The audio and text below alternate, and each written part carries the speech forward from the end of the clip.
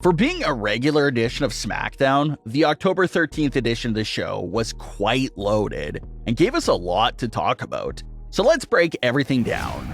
The show kicks off with John Cena, who quickly gets interrupted by Roman Reigns, and we instantly get another CM Punk reference. Roman called John Cena John Boy, which made fans pull up footage of CM Punk also calling Cena the same nickname over a decade ago.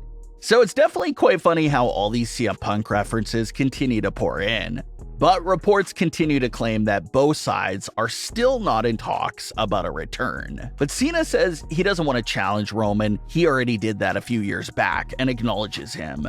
But he knows someone who's on the rise and would like to challenge him, and that's LA Knight, who makes his way to the ring. LA Knight got right in Roman's face and told him that he's standing in the way. Fans also noticed that LA Knight even made a reference to John Cena's basic Thugonomics theme song, when he told Roman that speaking to him like that is a good way to end up getting spoken about in the past tense, which is a direct quote from Cena's song that you can see Cena react to in the back of LA Knight. But we get to Jimmy Uso coming out and trying to hit one of those vintage behind-the-back bloodline attacks on LA Knight. But it's a fail, and LA Knight takes care of Jimmy and throws him out of the ring pretty quickly. We then get to a backstage segment between Roman and Jimmy, and this was really important because everyone knew that Roman probably wasn't happy with Jimmy for the last few weeks of what he was doing. So how would he react to Jimmy? Jimmy Uso explained that he's been trying to fill in Roman's shoes in his absence. Jimmy described it as being a second-string backup that was calling audibles and making adjustments to plans he thought needed changes. So Roman asked Jimmy what he would like to do next as the quarterback of the bloodline, and Jimmy says his first move would be to get Jey Uso back. The fact that Jimmy would even say something like that is very interesting and shows where his head is at, despite everything that's been going on since SummerSlam and Jey leaving and finding tag team champion success with Cody Rhodes.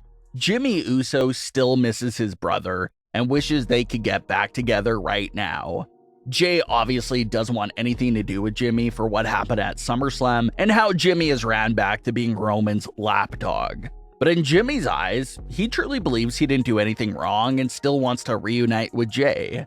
But Roman calls off that idea right away, saying that Jey is history, he's in the past, and they're moving forward. But Roman did say how he didn't like how Jey Uso is now back on SmackDown running around with Cody Rhodes of all people as tag team champions. So the mission that Roman put Jimmy on is to go get those tag team championships back in the bloodline. The undisputed tag team titles has been property of the bloodline for so long, and Roman just feels like it's a slap in the face to their entire existence that Jey and Cody are the champions. Roman tells Jimmy not to make any more audibles and adjustments anymore because he's not the quarterback. Roman asked if they were both understanding and on good terms again, and Jimmy responded by saying yeet, which Roman said he no longer liked and wanted to hear. Yeet was always a word that the Usos and even Paul Heyman threw around in the bloodline. But with Jey now being gone from the group, it looks like Roman is a bit hurt and doesn't want to hear that word anymore. So the segment was pretty amazing and pushed the narrative forward in many ways. Jimmy Uso has officially been welcomed back into the bloodline by Roman Reigns. And it'll be Jimmy and Solo trying to dethrone Jey and Cody as the undisputed tag team champions. And after Cody and Jey successfully defended their tag team titles against Theory and Waller, we got the massive teaser that everyone has been waiting for. While Cody and Jey were walking up the ramp, Jimmy and Solo come out to have a face-off and stand off with them right on the entrance stage. And they weren't alone. Roman Reigns even came out and went face-to-face with Cody Rhodes, which was most definitely a moment that fans have been waiting a long time for. That was Roman and Cody's first time being face-to-face with each other on WWE television since the night after WrestleMania 39. So for their first interaction in 6 months to what fans believe could kick off the rematch storyline for WrestleMania 40 between Roman and Cody. It appears that that's the direction they're heading in. We'll see Jay and Cody versus Jimmy and Solo, which should give us a little spurt of action between Jimmy and Jay, building up more hype for their eventual one-on-one match. While Cody could have a few more run-ins with Roman Reigns, building up the hype for their rematch as well. So Jimmy has a big mission right now that was given to him by Roman, and he can't blow it at all if he wants to make a good first impression back in the bloodline, and maybe even earn that right-hand man spot that used to be Jay's. If Jimmy brings the titles back to the family, you just have to assume that Roman will reward him very nicely.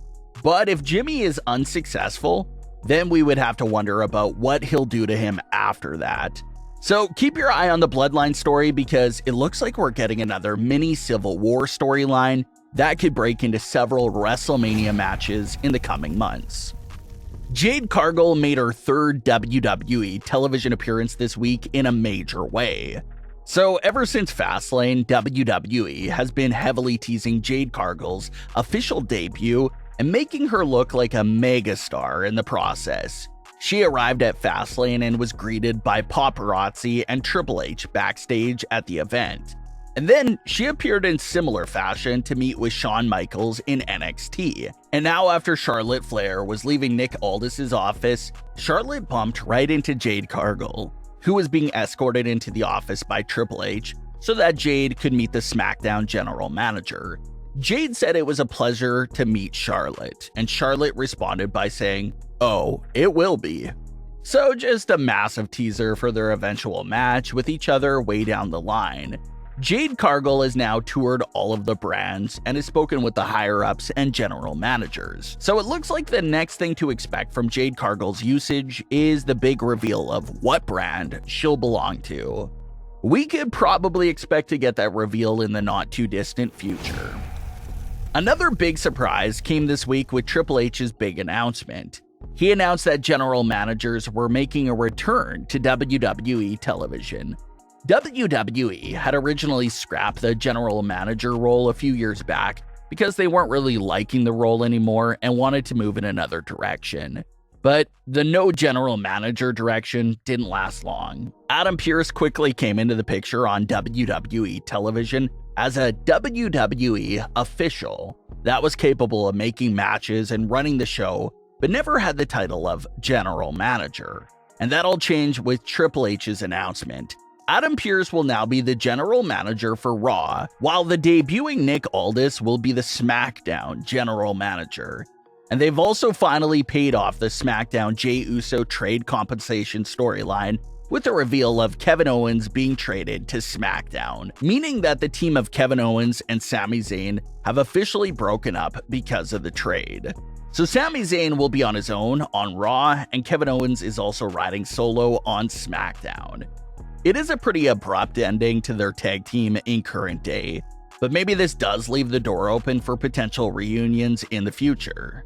But what are your thoughts on all of the big moments from SmackDown? Leave your comments below, don't forget to subscribe with all notifications on, and leave a like if you enjoyed. Thanks for watching, guys.